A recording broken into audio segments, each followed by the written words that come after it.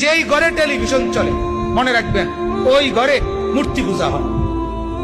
কি হয়? কেন? হিন্দি সিরিয়াল, হিন্দি সিনেমা ওরা দেখে।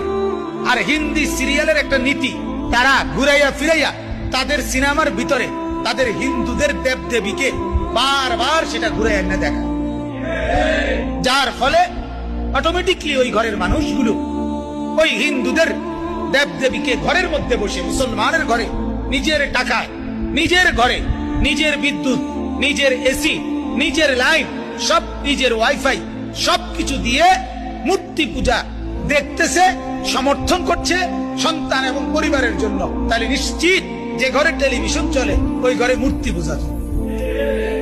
তাহলে এদের হাসর কি হবে? এদের পরকাল কি হবে? কথা বলেন। তাহলে এই ভাবনা ভাববে কি? এই পরিবর্তন কে করবে? যারা বয়স্ক মুরুব্বি